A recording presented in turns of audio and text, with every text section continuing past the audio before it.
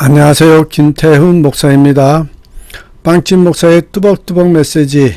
오늘은 마태복음 묵상 43번째 시간입니다. 신앙에서 진정 중요한 것은 마태복음 13장 10절에서 23절의 말씀 가지고 오늘도 뚜벅뚜벅 메시지 시작하겠습니다. 오늘 말씀은 우리가 자주 듣는 말씀입니다. 그런데 여러분, 사실 자주 듣는 말씀이지만 오늘 말씀은 매우 두려운 말씀입니다. 심판을 선언하는 저주의 말씀이기도 합니다.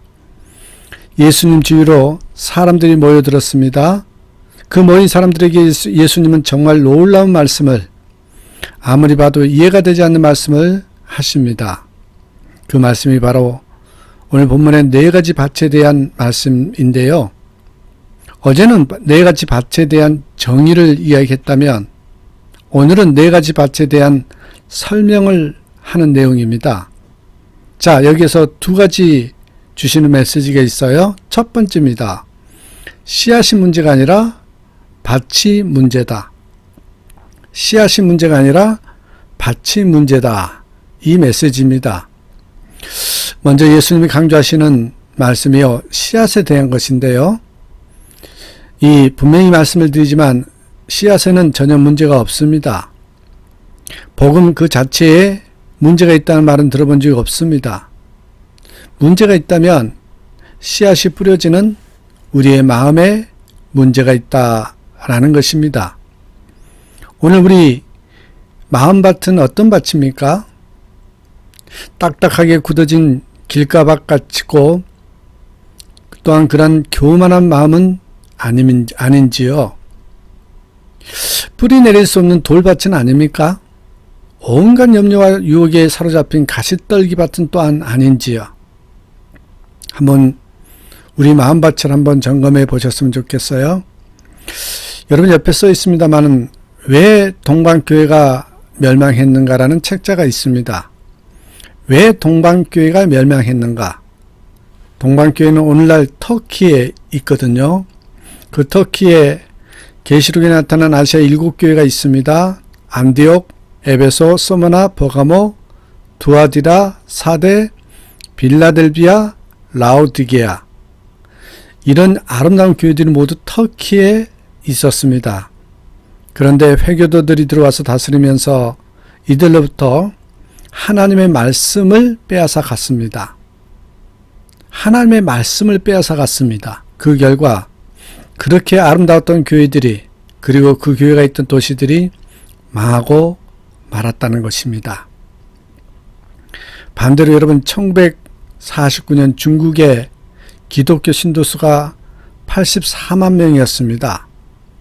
새로 들어선 사회주의 정권은 종교에 대한 강력한 간섭과 통제를 시작했죠. 그래서 국가 종교 사무국을 설치했고 종교 정책을 감동 집행합니다. 그러나 여러분, 그로부터 60년이 지나서 중국의 문을 열어보니 2010년에 중국 정부가 공식 인정한 기독교인은 2305만 명으로 늘어났습니다. 84만 명에서 2305만 명으로 늘어났는데 비공식적으로는 아마 1억 명이 될 것이다, 이렇게 말하기도 했습니다. 그 이유가 무엇인가 하면 처음부터 제도 중심이 아니라 중국 교회는 말씀 중심으로 교회를 시작하고 성장시켜 온 것이라는 거죠. 말씀 중심. 시스템이 아니었습니다. 그들은 지하 가정교회에 모이면 일반적으로 성경 공부부터 시작했습니다. 말씀으로 서로 권면할 줄 알았습니다.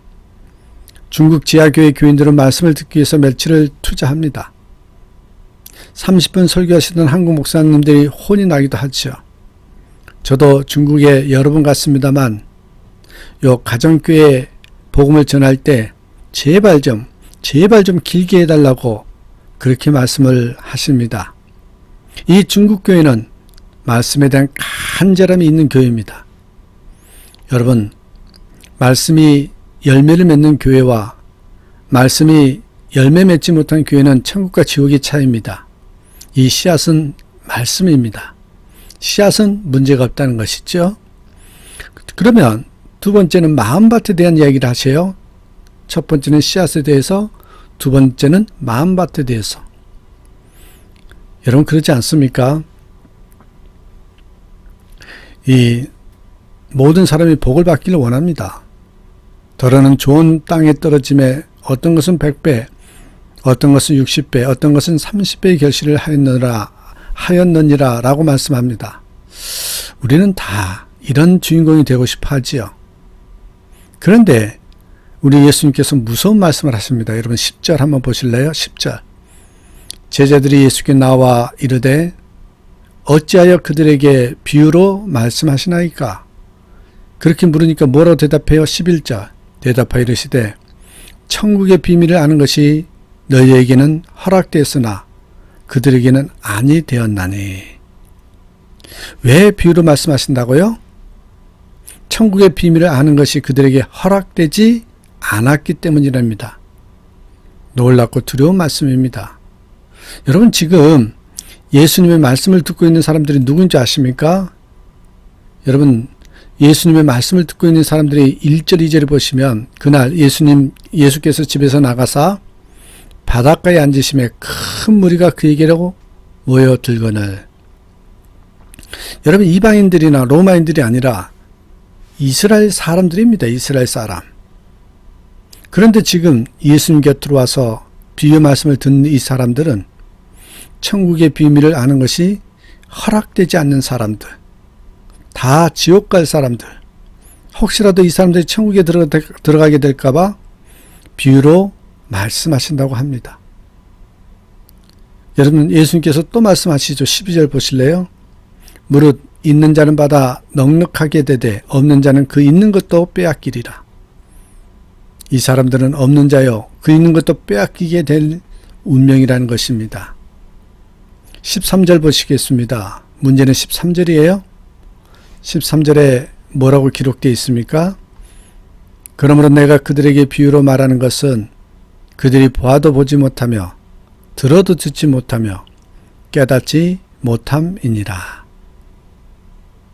한마디로 여러분 비유로 말하자면 이 사람들은 다 길가밭이요 돌밭이요 가시밭 인생이라는 것이죠. 예수님의 말씀을 듣습니다. 얼마나 좋은 말씀입니까? 유명한 목사님 설교들 듣고 예수님 설교하고 비교할 수는 없죠.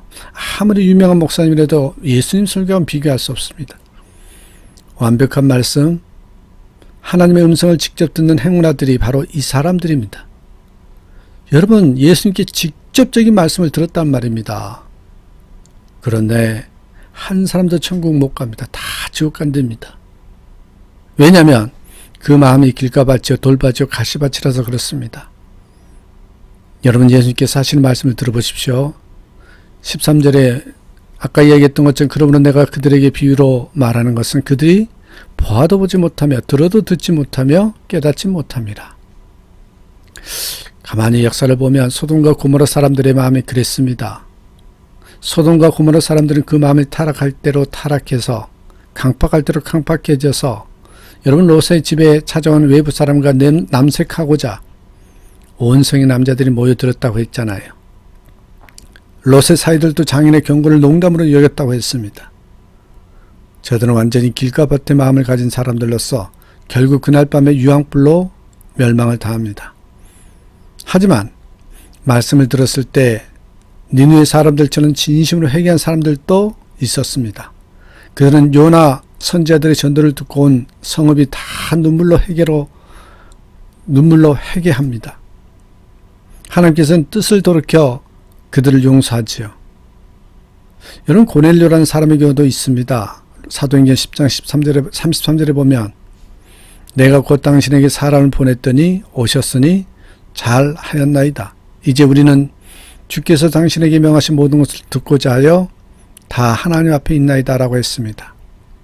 이 일로 말미암아 고넬료 가정의 모든 식구들과 친구들이 결국 구원받지요. 고넬료처럼 우리는 하나님의 말씀에 순종하며 들을 줄 알아야 됩니다. 그렇습니다. 여러분 중요한 것은 씨앗이 아니에요. 씨앗은 변함이 없어요. 우리 마음밭입니다. 우리 마음밭이 좋은 밭이 되어야 될 텐데 그렇지 않으면 이렇게 10년, 20년 믿는다 할지라도, 하물며 이스라엘 자손이라고 할지라도, 하물며 하나님을 자녀라고 나가 생각한다고 할지라도 결국은 우리의 끝은 아름다울 수가 없다는 것을 기억하시기 바랍니다. 둘째입니다. 오늘 메시지 두 번째는 거룩함이 회복되어야 한다는 것입니다. 첫째는 씨앗이 문제 아니라 밭이 중요하다고 말했고, 두 번째는 거룩함이 회복되어야 된다는 것입니다. 오늘 본문에 보니까 14절 15절에 보면 구약 이사야서의 말씀을 그대로 인용해요. 이사야서 6장 9절 10절의 말씀을 인용한 말이에요. 한번 제가 읽어드립니다. 이사야의 예언이 그들에게 이루어졌으니 일렀으되 너희가 듣기는 들어도 깨닫지 못할 것이요 보기는 보아도 알지 못하리라. 이 백성들의 마음이 완악하여져서 그 귀는 듣기에 둔하고 눈은 감았으니 이는 눈으로 보고 귀로 듣고 마음으로 깨달아 돌이켜 내게 고침을 받을까 두려워함이라 하였느니라. 여러분, 왜 이사야의 말씀을 인용하셨을까요? 지금 예수님의 말씀을 듣는 사람들이 이사야의 말씀을 듣던 사람들과 같은 사람이고요. 예수님이 계시던 그 시대가 이 이사야의 시대와 같다는 것입니다. 여러분, 이사야의 시대는 어떤 시대냐? 한마디로 말하면 하나님의 거룩함이 상실되어가는 시대입니다. 하나님의 거룩함이 깨어져가는 시대. 한번 말씀 보시면 이사야 여러분 1장 11절에서 14절 말씀 한번 보여드립니다. 읽어드릴게요. 여호와께서 말씀하시되 너희의 무수한 재물이 내게 무엇이 유익하뇨? 나는 순양의 번제와 살찐 짐승의 기름에 배불렀고 나는 숫송아지나 어린 양이나 순염소의 피를 기뻐하지 아니하노라. 너희가 내 앞에 보이러 오니 그것을 누가 너희에게 요구하였느뇨? 내 마당만 밟을 뿐이니라. 내 마음이 너희의 월삭과 정한 절기를 싫어하나니 그것이 내게 무거운 짐이라. 내가 지기에 곤비하였느니라. 무슨 말씀이에요? 하나님이 싫다, 싫다, 정말 싫다 이렇게 반복하고 있습니다. 형식적인 예배만 드리지 하나님을 두려움이, 하나님을 경외함이 없다는 것입니다. 예배 뒤로는 온갖 악을 행하고 자신의 탐욕에 빠져서 산다는 것이죠. 여러분, 교회의 본질적인 위기는 예배의 거룩함, 교회의 거룩함이 상실하는 겁니다. 사람들이 하나님을 또 하나님의 말씀을 두려워하지 않습니다. 교회가 하나님의 말씀대로 살지 않습니다. 교회가 탐욕과 거짓과 인간적인 술수로 가득 차 있는 모습, 한마디로 교회가 먼저 거룩함을 상실한 것입니다. 이것이 하나님 보시기에 가장 큰 위기라는 것입니다. 여러분, 하나님을요, 구원의 하나님으로만 생각하지 마십시오. 하나님은 돌이킬 수 없을 정도로 제약이 관영하면 가차없이 또한 심판을 내리시는 분이십니다. 어떤 때는요, 망하는 것이 하나님의 뜻입니다. 사람들은 하나님이 우리를 회복시켜 주시고 축복하신다는 말을 듣기 좋아하는데, 그런데 오늘 말씀을 보십시오.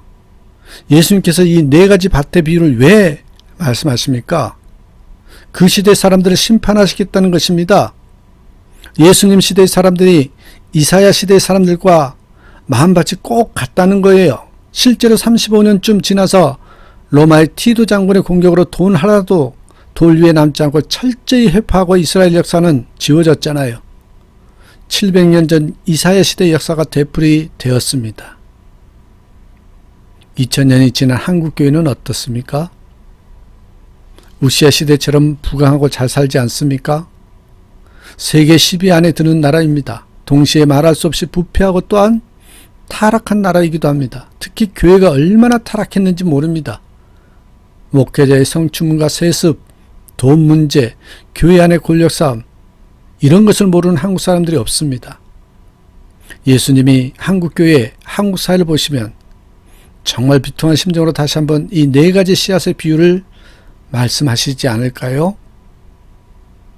이제 말씀을 마칩니다. 네 가지 밭의 비유는 저주의 말씀이요 심판의 예언입니다. 천국의 비밀을 알지 못하게 하시려고 돌이켜 구원받을까봐 일부러 비유로 하신 말씀입니다. 여러분과 저의 마음은 어떻습니까? 좋은 밭입니까? 좋은 밭이 되기를 원합니다. 여러분 16절, 17절 말씀 보실래요? 그러나 너희 눈은 봄으로 너희 귀는 들음으로 복이 있도다. 내가 진실로 너희에게 이르노니 많은 선지자와 의인이 너희가 보는 것을 보고자 하여도 보지 못하였고 너희가 듣는 것을 듣고자 해도 듣지 못하였느니라. 사실 우리처럼 복 있는 사람이 없습니다. 우리는 남들이 가지지 못한 복을 받은 사람들이 맞습니다. 그러니 여러분과 저는 듣고 깨닫는 사람이어야 합니다. 말씀을 듣고 깨달아 100배, 60배, 30배 결실을 맺어야 하는 삶을 살아야 됩니다. 길가밭, 돌밭, 가시밭의 사람이 되지 않기를 간절한 마음으로 축복합니다. 사랑하는 여러분, 깨닫는 것, 그 깨달은 마음을 갖는 것 얼마나 중요한지 오늘 말씀에 이야기합니다. 부디 이 옥토 좋은 밭을 갖는 저와 여러분의 삶이 되기를 간절히 축원합니다. 오늘도 선포하십시다. 나는 예수님 때문에 행복합니다. 나는 예수님 안에 있어서 기쁩니다. 이렇게 고백하고 하루를 넉넉히 이겨내는 저와 여러분 되시길 간절히 축복합니다. 감사합니다.